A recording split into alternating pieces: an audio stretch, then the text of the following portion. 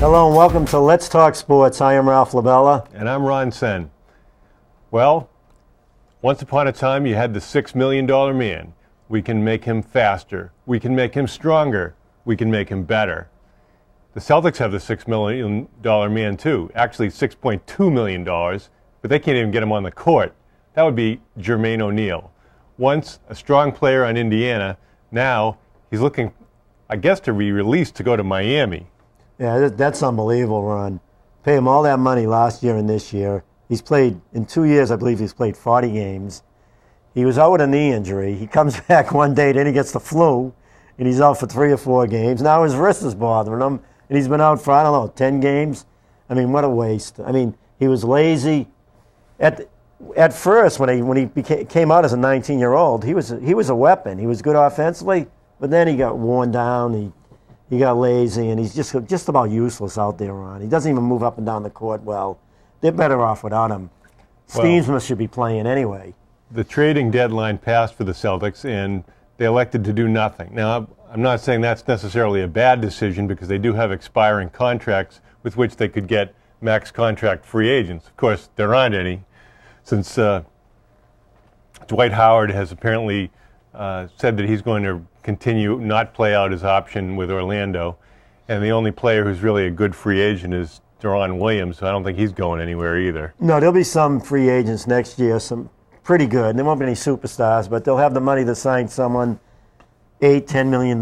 You know, a guy like West. West went to Indiana this year. Someone like him they could sign. I mean, you have to look at the team next year, Ron. I mean, they kept Rondo. You know how I feel about Rondo, hot and cold with him. He's not consistent enough. But they kept Rondo. But I saw Rondo play against Paul the other day, and he outplayed Paul. You know, he's outplayed a lot of the point guards. You know, when it's a challenge to him, he plays his best. Right. That really seems important for him to be motivated in the competition. And of course, I guess the surprise trade was Derek Fisher getting traded from the Lakers. Kevin McHale. Yeah, I didn't know that Fisher would be even on the block. It seems like he's been on the Lakers forever. But he'll be a good pickup for Houston. Houston's getting better and better. They're a young team. They got a veteran here who can bury the three-pointer. I mean, that's what cost us the second championship with the big three here. And when Rondo left Fisher and Fisher buried that three. But what's the chance of a professional sports team losing 2 young players to heart surgery in the same year? Is it the exact same problem? Same problem. They both are going to have aortic issues. And, you know, you ask yourself, a team's investing $8-10 million in a player, what kind of physical examination do you get, especially in a sport where you realize there's going to be high stress on the cardiovascular system? Yeah, and I heard Wilcox had a problem before this. Anyway, they were checking him every month. And they just, I guess, they found at the last examination. But they said that he was one of the type, he had the type of body that, you know, could have this problem. I don't understand that, where they were testing him. Well, people can have aortic problems with a variety of connective tissue diseases and congenital diseases, one of which is Marfan syndrome. And most of the people who have Marfan syndrome are very tall and thin, which obviously most professional forwards and centers are going to be tall and thin. But I don't think anybody expects to lose 2 players who really had value. And, you know, it's not easy to replace guys, as we've seen in Reggie Lewis's case and Len Bias's case. You know, you lose Bias, and that cost them 10 years, really, of success. Yeah. But with these 2 players, the good news is that they're saying they'll both be back next year. They can play. So that's good. I mean, if you get both of those players back next year, maybe you have enough money to pick up 2 pretty good players. Well, Green will still be a free agent. Yeah, but he says he wants to. He's really happy with the way the Celtics treated him, and he wants to play with this team. He loves Rivers. So, you know, I'm hoping he comes back, and Wilcox will be back. I mean, you know, you have a quick forward who can play power forward, and you have Wilcox as a power forward. They'll have Bass next year. You know, the only problem, Ron, is... You need an impact center. Yeah, and then Garnett. If Garnett goes, I mean, Garnett's still one of the better players, and one of the better big men in basketball right now. You know, at his age. I mean, he's one of the better defensive players still. I'd like to see him play down low more. But he gives you that. He gives you some good offense. He was averaging 18 points a game over a 10-game stretch. Well, the amazing part is he's really played a lot more minutes than you would have expected at his mileage. But, you hope after this year, if he says, no, I'm not going to play for $10 million, he's making 20-something million. If he goes, maybe they'll offer Allen like $7 or $8 million, who knows. Another team like the Lakers may offer him more next year. They may lose both of them. But, they'll have Pierce, they'll have Ron, they'll have Bass, Wilcox, Green. Johnson will be in his second year. Well, sticking to basketball but moving to a different level, let's talk a little bit about high school basketball.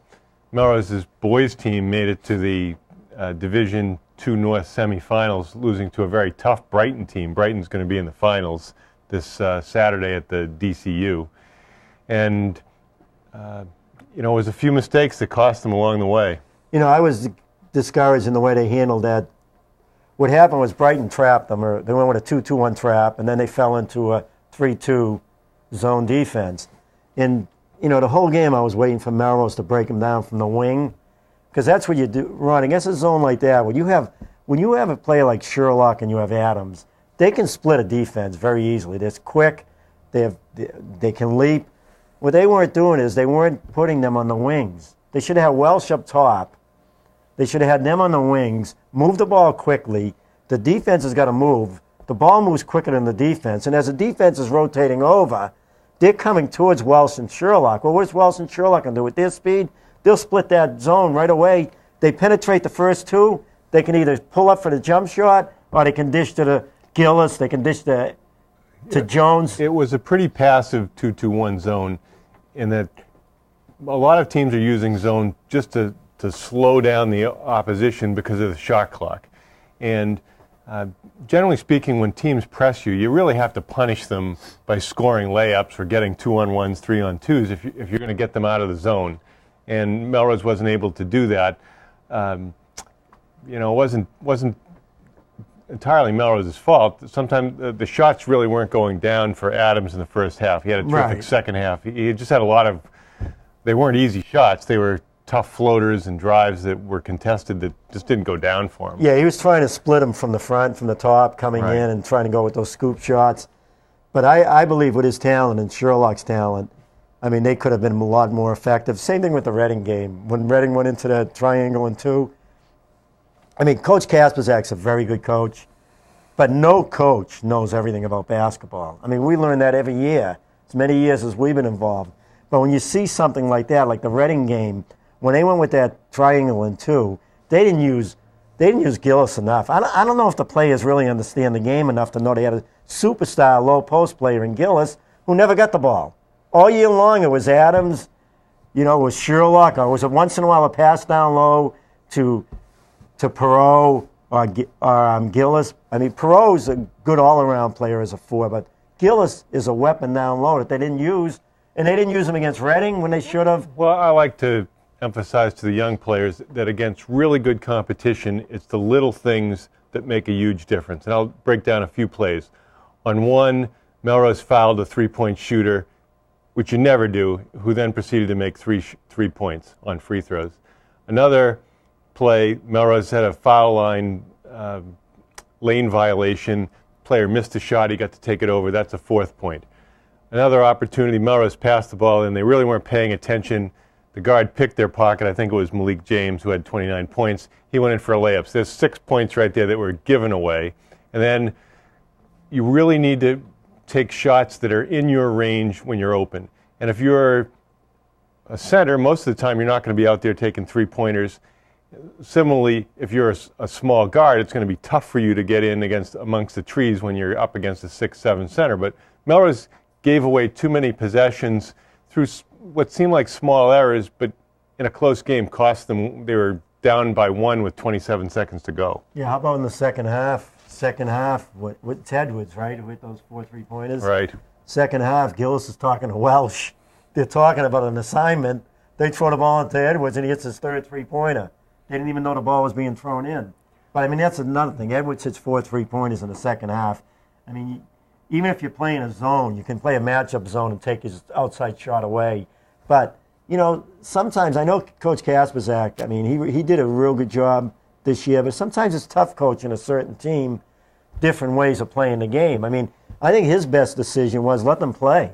Keep them within the system, but let Adams play There were a few problems, though. With Adams playing his game, Sherlock's game went down the tubes at times. Because what happened was, as talented as Sherlock is, he gave way to Adams a lot. He let Adams do his thing. He played his defense. But Sherlock, believe me, Sherlock is not far from Adams. He's not that far away if he just went out and played with that confidence, because he has the same ability physically, Ron. He can jump. He's as quick as Adams. He can get in the lane. He's got to work on his pull-up jump shot in the lane. I said that from the first game on. If he gets that pull-up jump shot down, he's going to be almost impossible to stop. That's why I was very upset in the Brighton game. They didn't use their talents, Adams or Sherlock, from the wing. They could have split that zone constantly, got in the lane, let things happen, either shoot the ball or dish off. Well, I don't know how much scouting there is in high school basketball at that level. Obviously, Brighton shot the lights out from three-point land, but for the most part, they were uncontested threes. So you didn't see people burying shots with a hand in their face. No. They were distant shots well out there. Well, what I noticed with the team, they were so talented this year, they didn't adjust much. I don't know if they knew how to adjust. Coach Kasperzak can just do so much with his team. He knew he had to let these kids play their game. But at times, they've got to identify a kid like that. He's the shooter. And then James getting in the lane and scoring 20-something points. But one key to that game, Ron, was those two calls on Perot, those touch fouls early in the game. Right. Perot was covering James. Perot is as quick as James. He would have contained James. Perot's about 6'1". He would have given him big-time problems. But the problem, he got in foul trouble, and then they had to put Welsh on him. Right. Perot had pretty limited minutes in the game because he's just gotten late. He ultimately fouled out. And he was one of the mainstays up front for Melrose all season long after he recovered from injury. But they have a young team. It should be exciting next season as well. And we look forward to a lot of good things from them. On the girls' side, it was the glass half full or was it half empty? They came back from a tough start, going 1-4 early, had a strong run where they were winning 8 games out of 9, and then finished winning only 1 out of their last 4 or 5. Yeah, again, you look at that, Ron, and you say, like I said, coaching, everybody's going to learn. There's no coach that knows everything about the game. You just watch it. When they watch us coach, people must say, well, I would do this, do that. Same thing like we like to coach while we're watching the games and doing the games.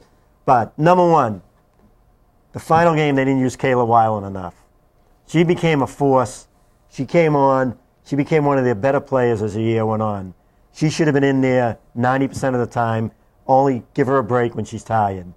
All right, they used Slavichevsky is very good defensively. She's not the offensive player Kayla is. They need offense. It's that easy. You have Kayla in there, it takes pressure off Jenny McGee. All right, with Jenny in there with Slavichevsky, there's no offense. Pressure's on Jenny. Jill's not going to give him offense. She's basically a defensive player, quick to the ball. So, now you have that situation. How you don't understand that you need Kayla Weiland in the game most of the game, it's mind-boggling to me.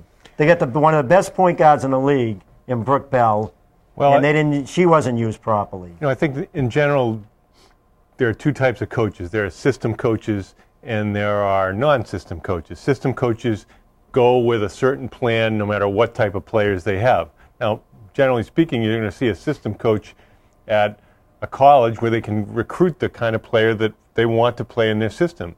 And in high school, you don't have that luxury. Some years you're going to have tall players, some years you're going to have smaller, quicker players, sometimes you're going to have a mixture. And what did the referees say to us one time? You used to have big, strong, tough, physical inside post players, and you don't have that anymore. And the other teams they can't wait to play you now. Right. So you don't try to, if you're a team that maybe has more speed or could get out in transition given the opportunity, then it's tough to play half-court basketball with players who are not as well suited to play that style. And as a result, too often the games were frankly boring and not good basketball. Well, no, you have to tell your players, Ron, before the season, right now, you tell your players, all right, you're coming out, I'm having a meeting with the basketball players. All right, this is what I want. We're going to play an up-tempo game. If you're a high school coach and you don't play up-tempo game, I don't know what you're doing coaching. All right, number one. That's contemporary basketball. Nobody plays 50 style, win the game 40-38 basketball anymore. Right, we're going to play an up-tempo game. When I want you to press, you better be in shape to press because you're going to be sitting on the bench if you can't move.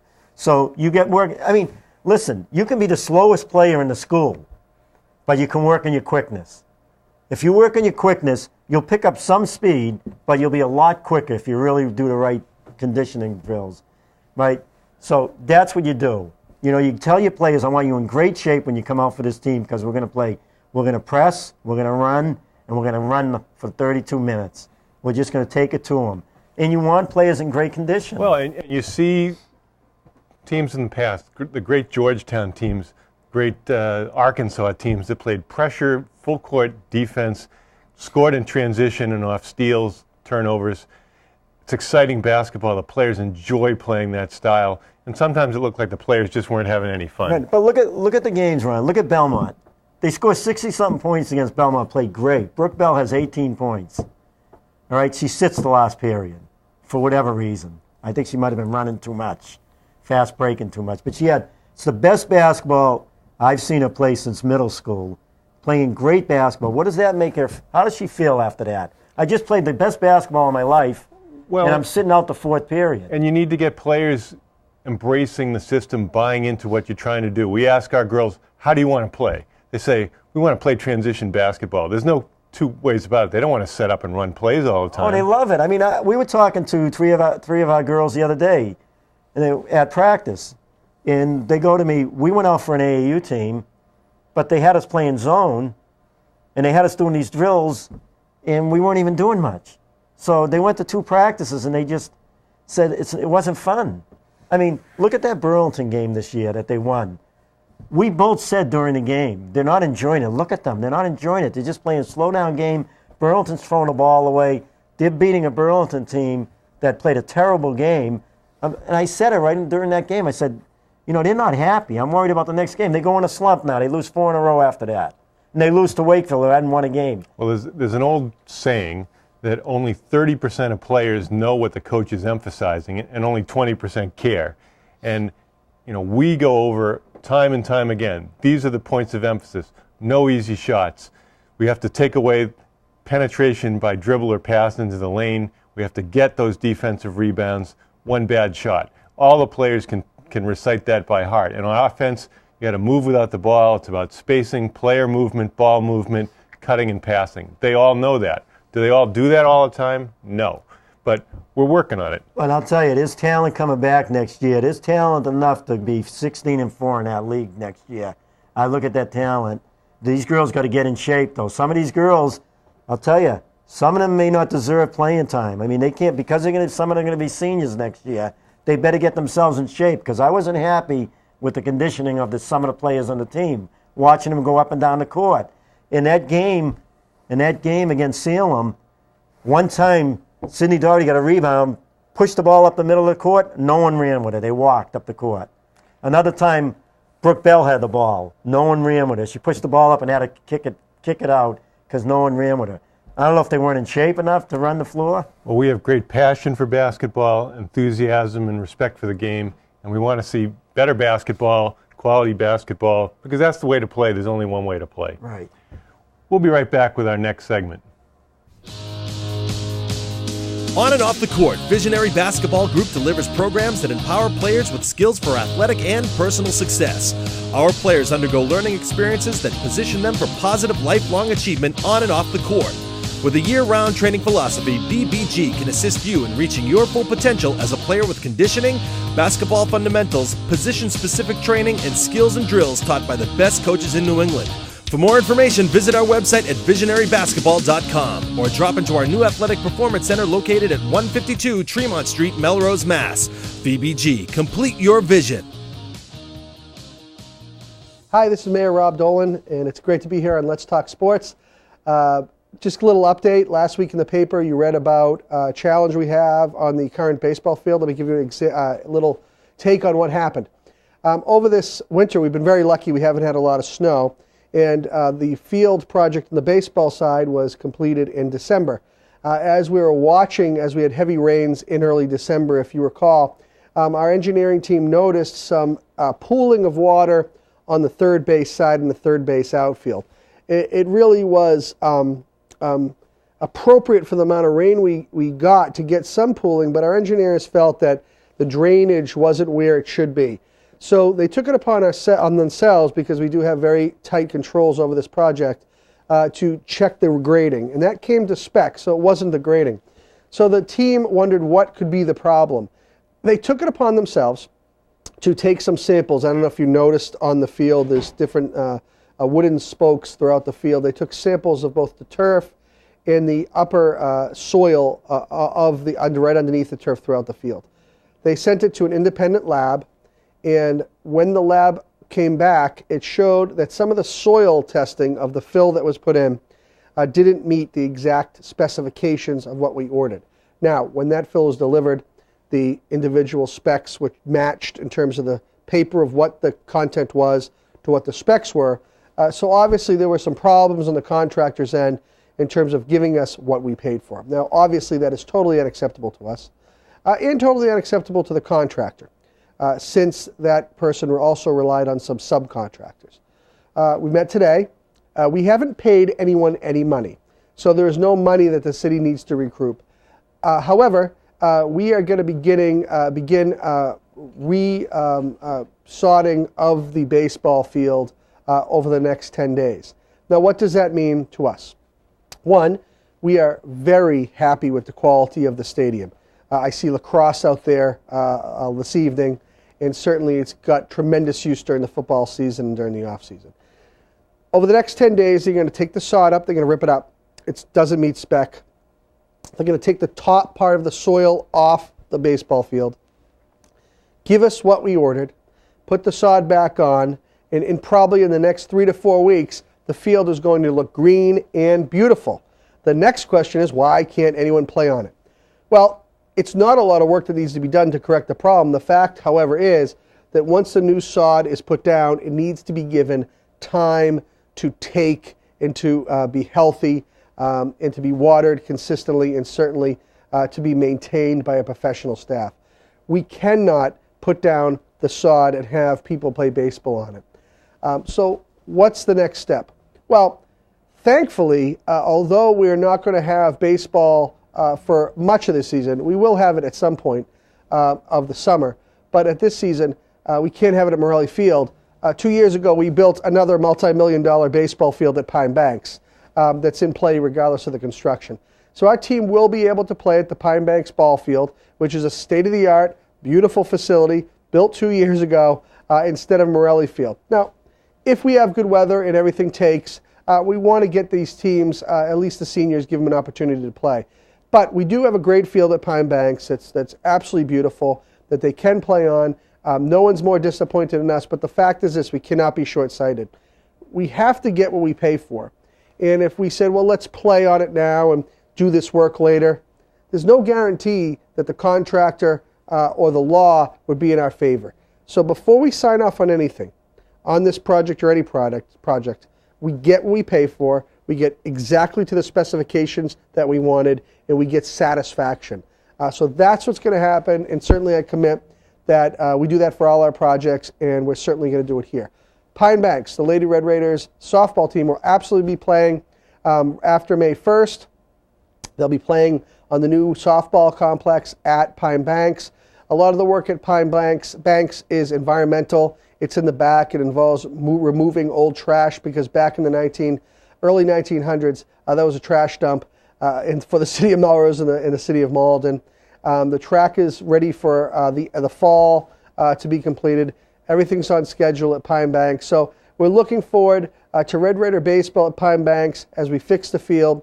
We're looking for Red Raider softball at their new complex at the Pine Banks Park also. We're looking forward to Melrose Lacrosse playing their games on our new football all-purpose lacrosse soccer stadium. That's going to be an exciting venue for that new team that is now a varsity sport, not a club sport, starting this year.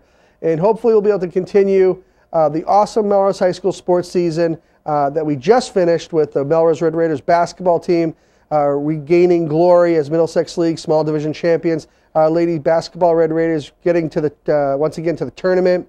And certainly Olivia Downey, who's won the states in track and field, as well as the soccer team that was incredible, the football team. We have a lot to be proud of with our kids, and we look forward to another great spring sports season at Melrose High School. Thanks for the opportunity to catch you all up on what's going on in Melrose.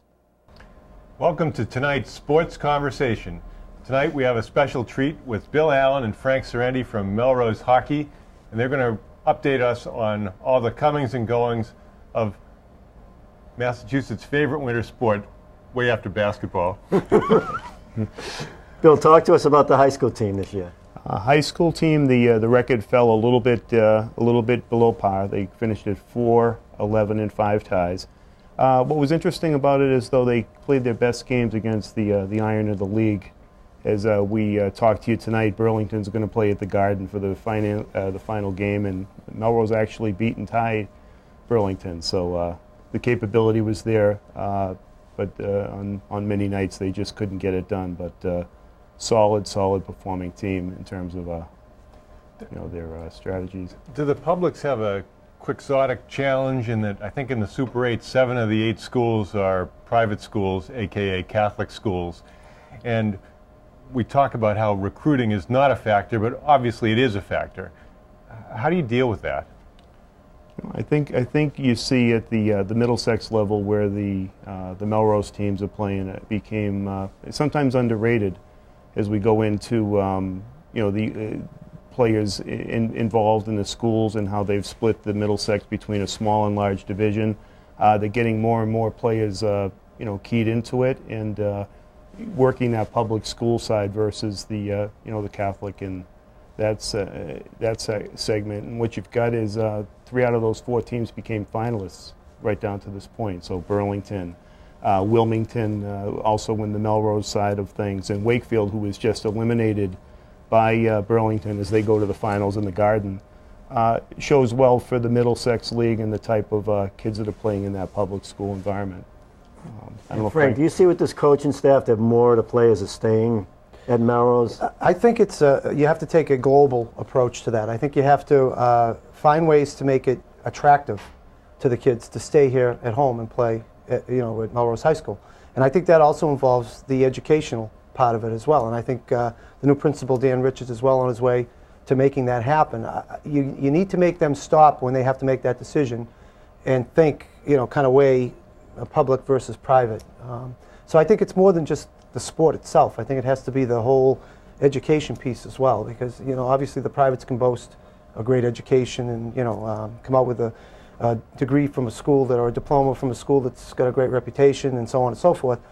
I think we can do that with a public school here in Melrose as well, and I think that's the approach that has to be taken. So the kids stop for a change and say, do I really want to go to a private school when I can play at home and get a great education, play some great hockey? The Middlesex League is one of the best public school leagues in the state, and get a great education as well. So I think it's like I say, you got to take a kind of a global look at it. Has the availability of Flynn Rink been a game changer for Melrose Hockey?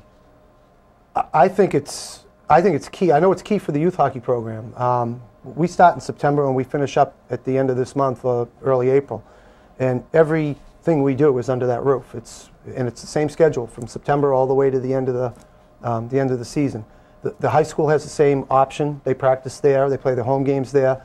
The fact that it's right around the corner from downtown or from where most people live in this town is huge. You don't have to travel. It's a quick trip over to the Flynn, especially from the school. I think it's a real key part. I know it's a key part of what we do at the youth hockey level, what we can offer at the youth hockey level. Are there any Melrose kids playing for Malden Catholic or BC High, Catholic Memorial?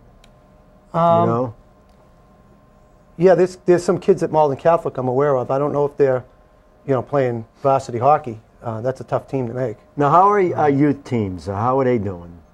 We've done very well over the last, I'd say the last 10 years. We've had several state championships at the PB level. We've had a couple at we have one at the Bantam level. Our girls U10 team won the first girls program state championship last year. So we've had success, and we're always competitive in the Valley League. So we're trying our best to develop hockey players and develop them while they have fun playing the game. We want them to have fun playing the game. That's the whole idea.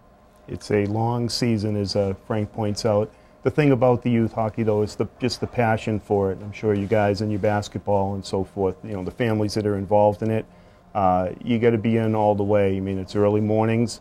You know, it costs a little to, you know, with the equipment and everything and the commitment that you make, but, you know, it's one of the reasons we've been around it for as long as we have. You know, really the joy the kids get and the ability to help them develop. It's a great sport, the camaraderie around it. Most of the parents and even coaches, a lot of your friends and everything going through the program, or you grow up with the people. Those are where your relationships are. So the passion about it, and I know you guys were mentioning the rink as well. They've done a good job over the last few years since the Friends of Flynn Rink have been formed. You know, they've done the lighting over, and they've got, you know, each summer there's been some repairs and things to make the facilities much more accommodating, you know, for the public and so forth to get more involved in it. So it's going in the right direction. As you develop young hockey players, what core philosophies or sport values do you instill in your players? I'll let Well, senior go. I can tell you that one of the things I talk to the kids all the time about at any level, I coach at the Pee Wee level, which is 11 and 12 years old, but as president of the program, I try to you know, make them aware of the rich hockey tradition that we have here in Melrose. I mean, granted, it happened, you know, long before these kids, you know, were even on the earth. But still, I think they need to be aware of that, made aware of that, and you know, we talk about pride, having pride and wearing the red and white, and try to build up that feeling in them that, gee, you know, I want to be a hockey player at Melrose High School someday, and wear that uniform that was worn by some of the true, you know, great hockey players from this area in the past, from the going way back, the early '60s all the way up through the mid '70s, and then again in the '80s. You know, this town has a rich tradition that I don't think everybody is really aware of. So Now, does the middle school have a hockey program? they do. They do have a hockey. They do. Does that interfere with your program? It overlaps a little bit. Yeah, it does. Especially at the age group that I coach, which is the Pee Wee level. So, but we make it work. What's You know, after Pee Wee? Bantam. And how old? That would be 13 and 14 years old. 7th and 8th graders? Yeah, those are they're on the cusp of going to high school. So. And do when some of those players play for the middle school too? Yeah, they do. Yep. And you say they're just a different. When do they play? When is the middle school schedule? This past season, I coached the two team. We had two teams at the middle school level. Coach Triada took the upper level team, and I took the second level team. And we played most of our games on Sundays, on the weekends. The league tries to schedule it so they don't conflict. So you're involved in both then? Right. Yep. Are you actually running the program? The other program? Melrose Youth Hockey. Yeah. Yeah, you're running that. Right, along with the board, right? And all our great coaches like Coach Allen, our volunteers. One of the things that Frank should be congratulated for is the cohesion in terms of the high school. So having that development, to your question, Ralph, hey, you got the middle school, the up-and-comers were involved heavily with the varsity itself. He has Coach Shapolsky and others involved actually come down to the Flynn rink and help pass that word on at the player level throughout the season at various times. So the high school coaching's involved, and there's that connection between the youth program and the varsity, whereas maybe 5-6 years ago there was just maybe a little bit of a gap there. On the basketball side, we stress process and the importance of having a good process to getting successful outcomes in the long run. Are there any barriers to having the best process you would want to have? Ice time, cost, other seasons overlapping. What factors could be improved? Cost is definitely a factor. It's an expensive sport to play. You need a full set of equipment. Skates are out of sight. Sticks are out of sight. You can manage that to some degree. The overlap in the sports is another problem, but that's youth hockey's problem. That's our problem. It's not other sports overlapping with us. It's us overlapping with them. If I were to change one thing about the youth hockey season, I would change the length. And I love it. I've been doing it for years. Guys like myself and Bill have been involved for a long time. This time of the year, it really gets to be difficult to get the kids motivated because spring is in the air. They're thinking baseball, lacrosse, soccer, other sports. So if we could make an improvement at the youth hockey level, it would definitely be cutting down the length of the season. In my opinion, November 1st to March 15th, and it should be done. Now, how many years have you been involved again? Have you been involved the last 10 years? Yeah, I've been involved with youth hockey for almost 20 now. All right. And the last 7 or 8 as the president. Your top 10 players in all the years you've been involved, where have they gone? Break it down. Your top 10 hockey players. How many have gone to Melrose High and how many have gone to private school? That's a tough question. I would say we've lost a few to private school. Are you losing more of the top? You see a superstar coming up. What are the chances of him staying in Melrose? Well, a kid like that, or her. Yeah. A kid like that is going to get a lot of attention from private schools, and they'll tell you they don't recruit, and I'll tell you that they probably do. And kids like that get a lot of attention, and then to me, that's where the critical part is, where what I mentioned before, where we have to set it so that they have to stop. And before it used to be I'm going to private school. At this point in time, we need to change that culture to make them stop and go, maybe I would be better off going to Melrose High School, and playing with my friends and getting a good education there and getting all the same benefits I could get at a private school. But don't know if we're there yet at that point. I think it's changing. I don't think we lose as many as we used to lose. But we have lost some blue chip, what you would consider blue chip hockey players. Yeah, how would you get a player like Crovo to stay? A superstar like him. Right. I mean, a great baseball player and a great hockey player, one of the top in the state in both sports. I think it's more coaching myself. That's part of Isn't it? And I Certainly. thought, from what I heard, this coaching staff's been there like 3 or 4 years. Is that it or longer? The coaching staff at the high school. They played at UNH, right? A couple of them? The head coach was a player at UNH for Coach Umili. And I've heard great things about them. Yep. The coaches. They're great guys. They're a good staff. Continuity is definitely important, and I think, success breeds. Well, Arlington High in the old days, teams like Eddie Arlington Burns, High, and right here in Melrose with Henry Hughes. Right. And coaches like that, they were institutions. They were tradition. And kids wanted to play for them, play for Arlington High or Melrose High or those schools, because they had a figurehead like that in charge, and they knew the program was going to be, the experience was going to be a good one. Right. So. And then, of course, I'll put my imaginary, private school coach hat on and say, well, if you come to our school, you're going to absolutely get a great education. You're going to get to play in the Super 8 tournament in all likelihood. And you'll have a much better chance of getting a college scholarship than if you went to Melrose High School. Is that true or false? Or part true and part wishful thinking? I would say it's partially true, but I think that's changing. I truly believe that. I work at the school system. I've had an opportunity to meet Mr. Richards, our principal. I know that that's on his agenda, that changing that whole, how people view the high school in terms of education and athletics. I think that's going to change. I truly believe that he's on the right track, and he has the wherewithal to get it done. And I think that'd be a huge part of it. Sounds like we need him to come on the show. The funny thing is, you said they were 4-10 in 1 or 2? 4-11-5, yeah. I mean, in that league, that's competitive. You can have a competitive team that ends up with that record. Exactly. To my earlier point, that will help in terms of their hockey choice.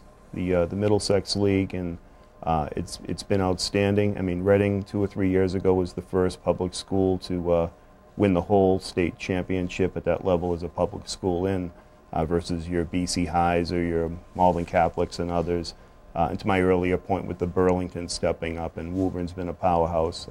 Melrose, competitive the last few years, but it's great hockey. It's competitive hockey. My boss actually happens to his son's the goalie for Wilmington, and there were 2,700 people at the arena. And some of that interest is the MIAA and the competitiveness. Some could be the Boston Bruins winning the cup, the hockey interest in general. But compared to what's to your point beyond that golden or that marketing piece to get the kids into the public school, the competitiveness and the exposure they're getting of Middlesex is going to be a good thing for all. It's good hockey, and good coaching and some of the things, as well mentioned, making its way into those benches.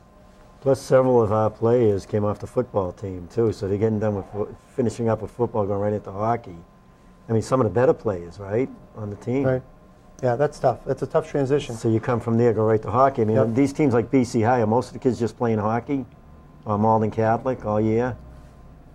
That's a good point, actually. I don't know. I don't know what the actual numbers would be, but everybody knows football is a physical sport. I think by the end of the season, you're a little beat up physically, and it takes time for your body to kind of regenerate itself, re-energize. And now you're going a week or two later, you're going right into a hockey season, which is another physical sport.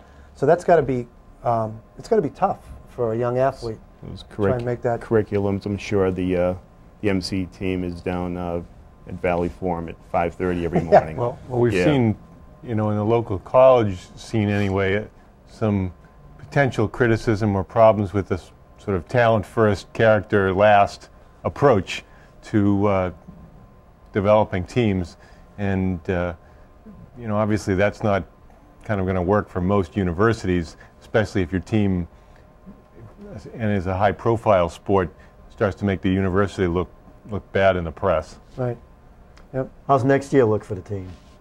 I guess we can both take a cut at it. I know they lost, I think it was 10 seniors in total, so there'll be some spots. The junior captains have been named. I think in Max Corellis, Connor Trider, and 2 football players. Cam McGuire.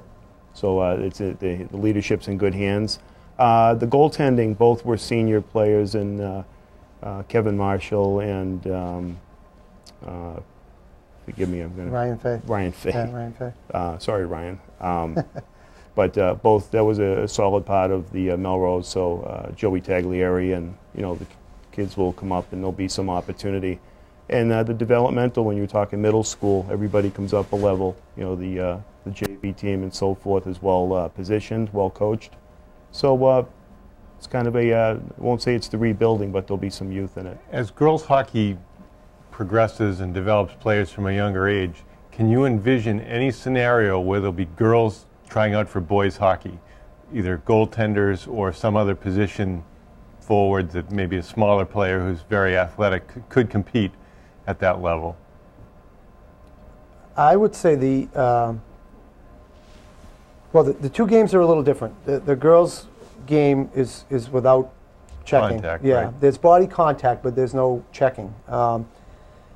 I mean, my guess is there's probably a young lady out there somewhere that will be good enough, skillful enough, and then have the size to withstand, the physical part of the game.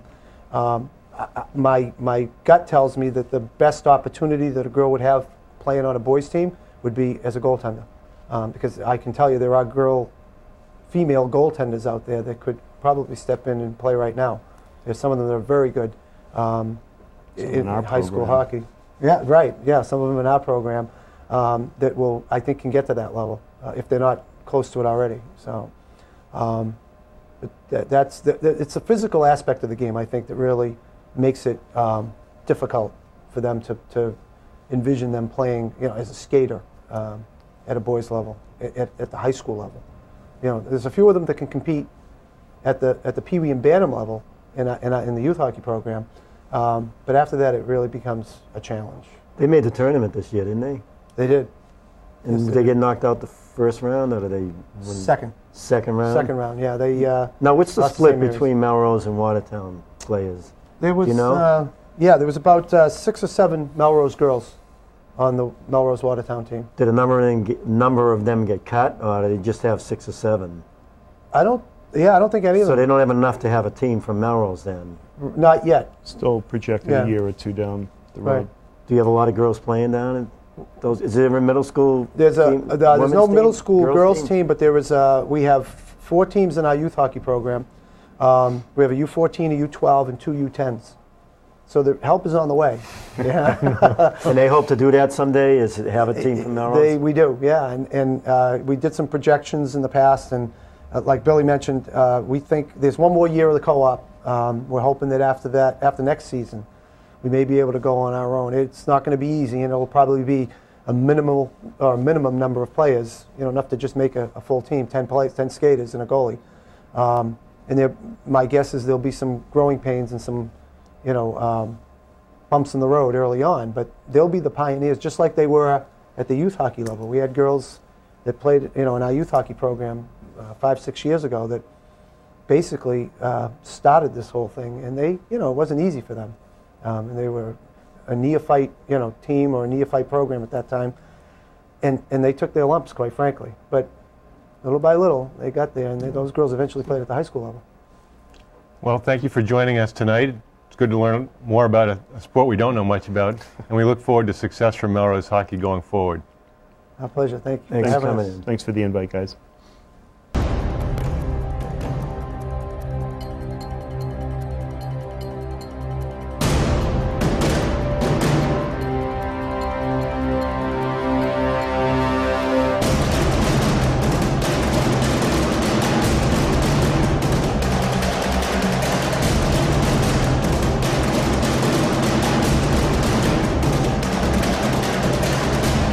Athletic evolution, giving you the edge.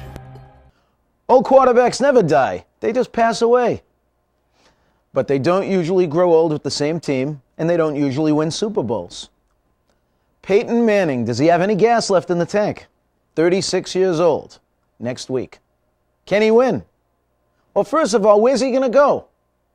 Second of all, will he be a pain in the neck for whatever division he lands in? Let's think about this for a second. The two greatest quarterbacks of all time, Johnny Unitas, Joe Montana. That's my list. That's most people's list, I believe.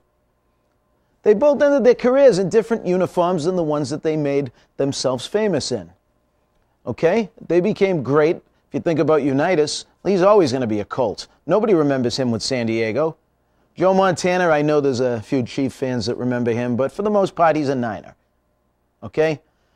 Let's think about this. Many people put Payton Manning third on that list.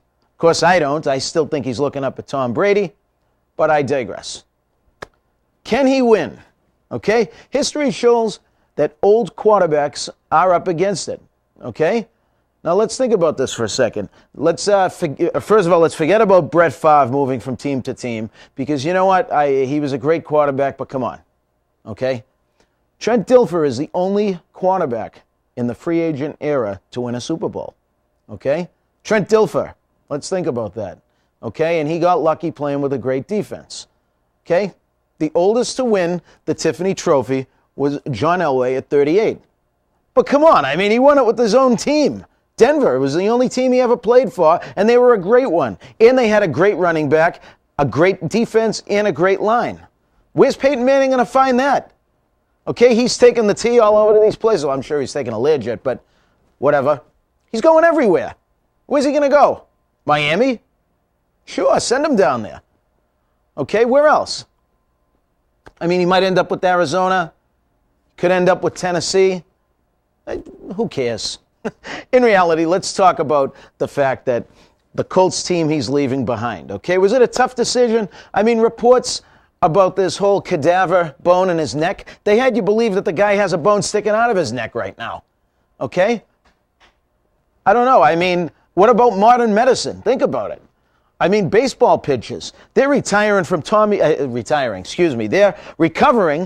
Tommy John surgery faster than hockey players are making it back from concussions nowadays. Okay? Indy, though, well, I don't know. They don't care. They're going to go get Andrew Luck, and I don't know, maybe it'll work out. Big shoes to fill. Think about this. Over the past 2 decades, first-round quarterbacks, Rick Myra, Heath Shula, and Dilfer, Ryan Leaf, Akili Smith, Cade McNown. Think about that. They made enough money to bring down the national deficit. But, again, think about this now. Payton Manning, you're talking about one of the greats, aren't you? Think about that assault that he's done to the regular season record books. I mean, come on. His numbers are out of this world. Cut. They just cut him. If you read the transactions, it said, Indianapolis Colts have released Payton Manning. The insult. But what are you going to do? Indy's favorite son is going off somewhere else. You got to feel bad for the guy. Hey, I mean, you don't think that Bill Belichick would have cut him? You don't think if this was Tom Brady and something happened like that, he would have drafted a quarterback next month and he would have said, yeah, you know what, I think, bye. Especially if he could have got luck. Okay? Look what happened to Drew Bledsoe. NFL's unmerciful. Signed that huge contract, and then he was shown the door. They didn't even give him a handshake or a salami sandwich. Indy has holes all over the place. Let's face it. I mean, they didn't go winless for the first 3 quarters of the season because Manning was out. They went winless because they stunk. I mean, he probably carried them on his back. It's probably why his neck hurt so bad. Okay, I did say regular season mastery, though, didn't I? And let's think about this for a second. For all of his numbers and unbelievableness that he's shown us, he only won 1 Super Bowl. And, you know, when all is said and done, that's a great legacy. You know, Dan Marino didn't even win 1, and he doesn't have to buy a drink anywhere in Miami. But what kind of legacy is that? You're telling me Andrew Luck can't come in there and win 1 Super Bowl? That's all they need. The Andrew Luck era is going to begin. And as for Payton, I hope all that travel isn't too big a pain in the neck. Welcome back. Now, you thought the collapse on Wall Street was something. NFL free agency started, and more money's been thrown around than I've seen in a long time, and some of it's just pure robbery. Some players like Calvin Johnson got obscene amounts of money, but at least his name is Megatron, so maybe he deserves it, $132 million. On the other hand, poor Wes Welker, he's only getting $9 million. I mean, I cry for you, Wes. Yeah, but these contracts, though, it says $130 million, but what's $60 million guaranteed? Right. That's what they'll probably end up getting. They make it look great, but they always double it or triple it, and they never get that money for whatever reason, but they get a bonus, which is big.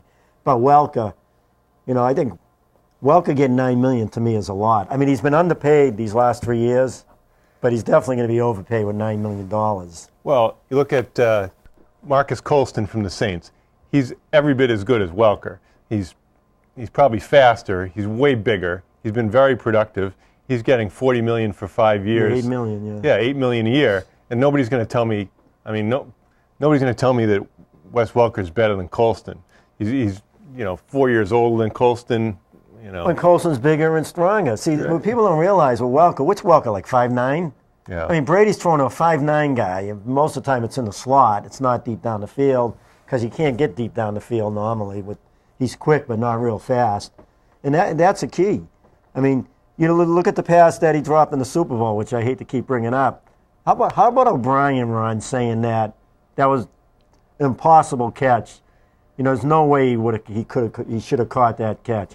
Imagine O'Brien, he's a knucklehead, Ron. How can you say that he shouldn't have caught it when both of his palms hit the ball and he couldn't pivot properly, number one, to catch it? If you're an all-pro receiver and hits you in both hands, you got to catch the ball, no matter what the scenario is, unless it's 80 below zero and snowing. But know what I look at, Ron? I mean, he has been real good for them, all right, over the last 3 or 4 years. But he dropped the biggest pass of his life. The biggest pass of his life. That has to say something.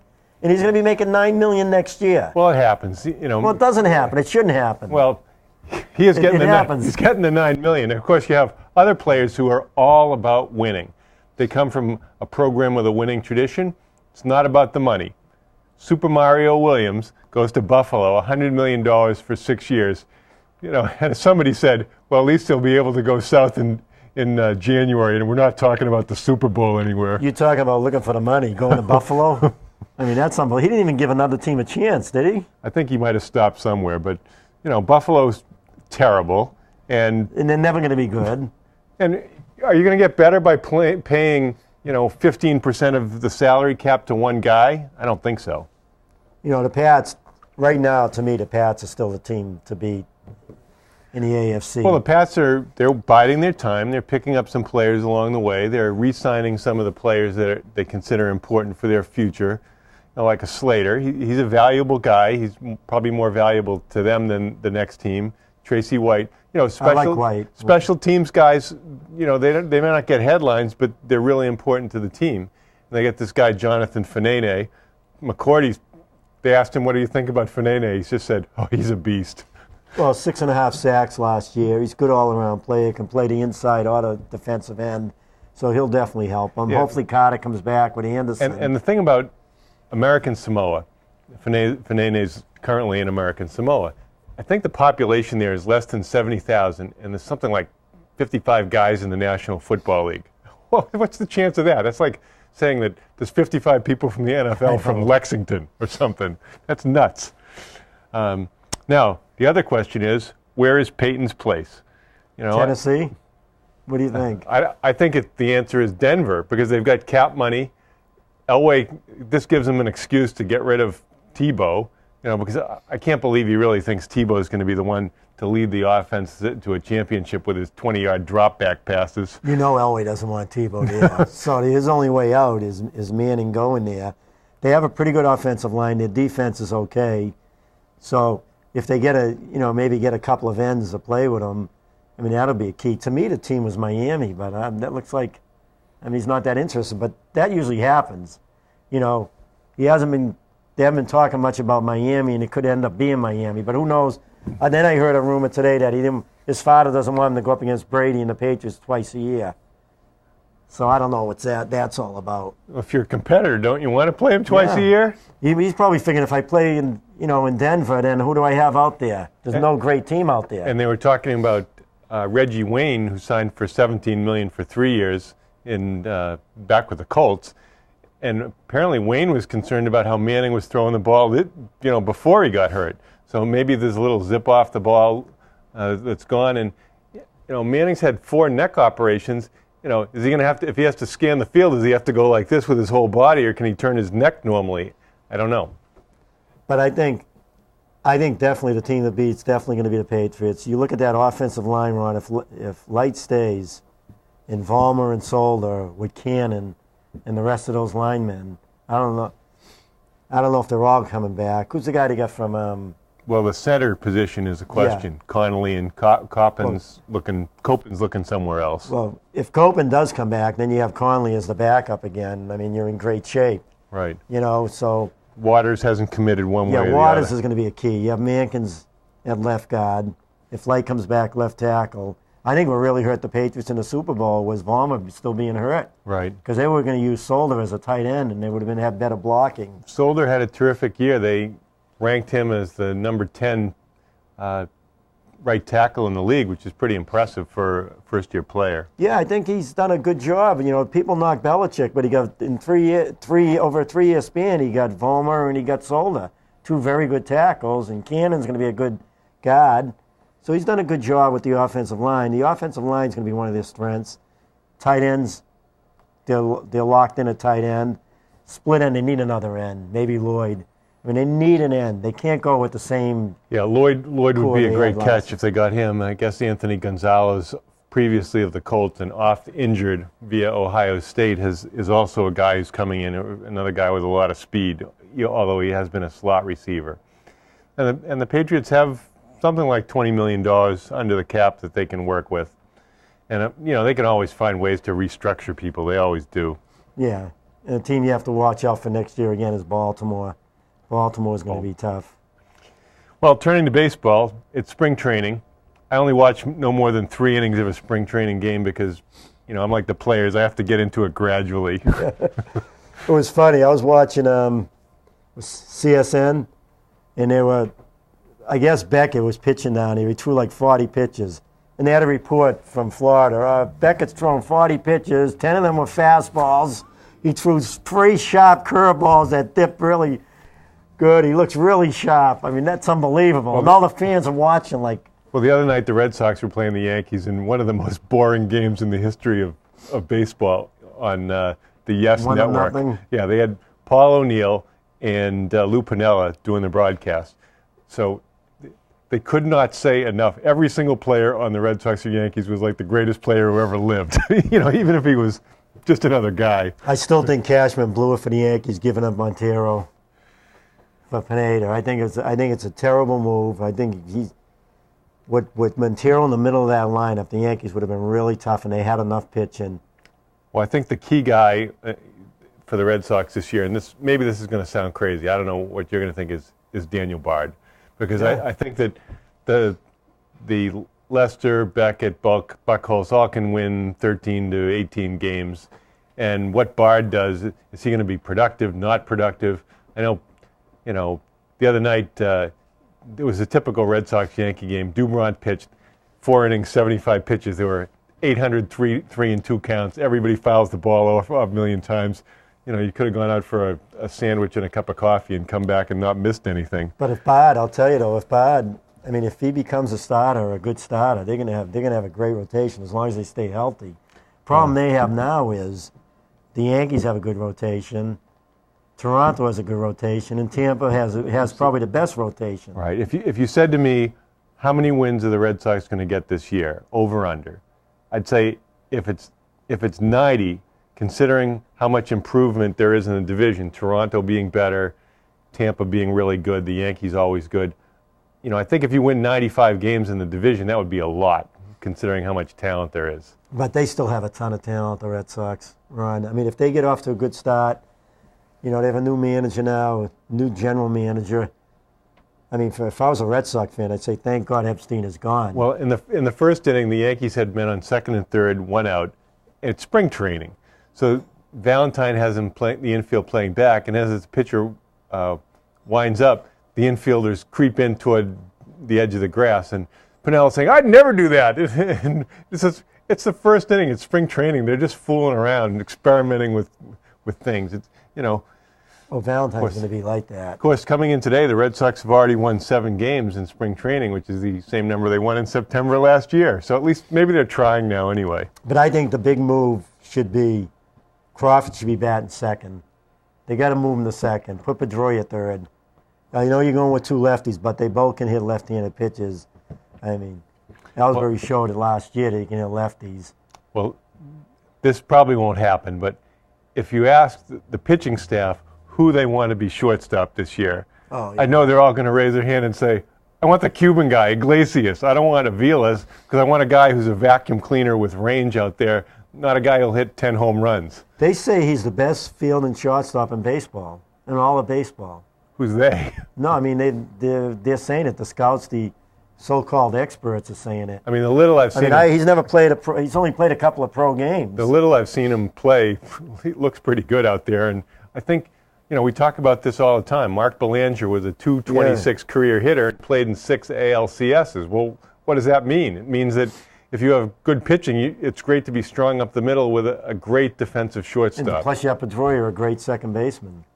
So, with that setup, you have both of them playing short and second. It's like, who was it, Nellie Fox and Louis Aparicio?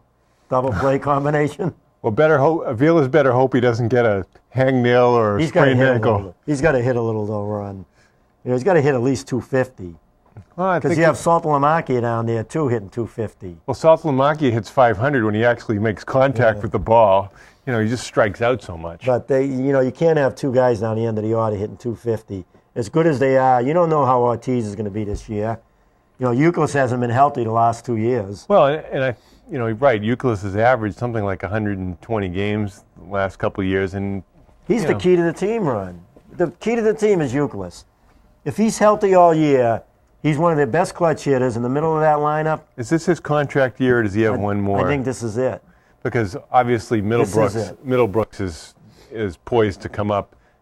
He needs to be in AAA right now because he needs that experience. But he's a pretty good fielder, and he's a big guy. Reminds me of Troy Glass. Yeah, but Ron, Youkilis healthy is one of the best players in baseball. He's one of the best.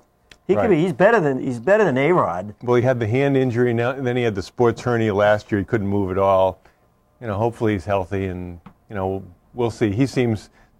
I think he gets it. That now there's 2 possibilities. Even if they brought him back, would probably be as a DH.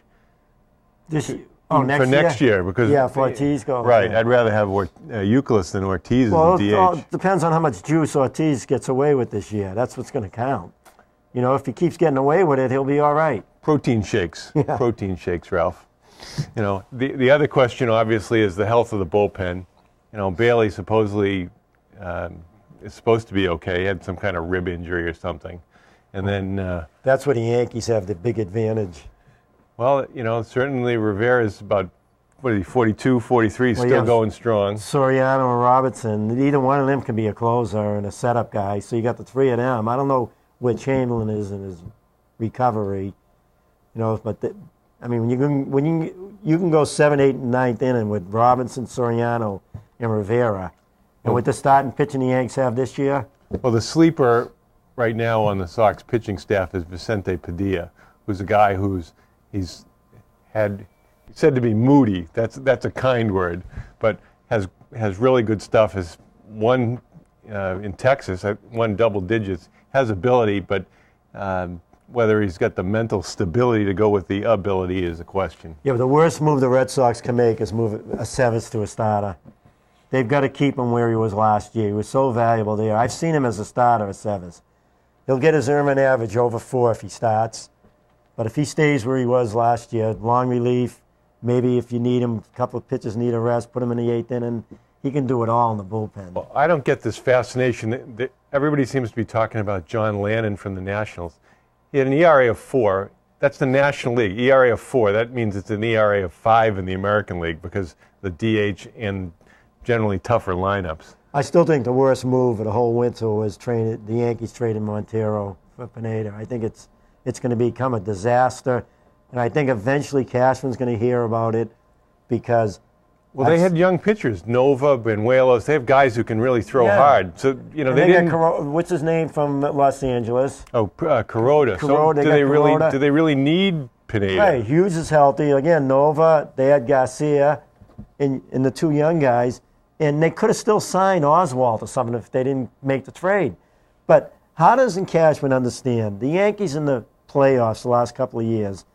Teixeira doesn't hit in the playoffs. He hits under 200. He's done it 3 years in a row. So you can't count on him in the playoffs. A-Rod is completely useless now in the playoffs. I mean, he'll hit a home run here and there during the season. Teixeira will get his stats because when he goes up against mediocre pitching, he hits them good. Well, the key issue now is you have to win the division because if you play in the one-game playoff, then your pitching rotation is going to be all out of whack. But, Ron, they're going by, they're saying it, for years it's been you need pitching. Pitching wins the World Series, but it doesn't. It doesn't only because you're going up against good pitching in the playoffs. So you need clutch hitting on top of that. And the Yankees have no clutch hitters on their team. They don't have one clutch hitter.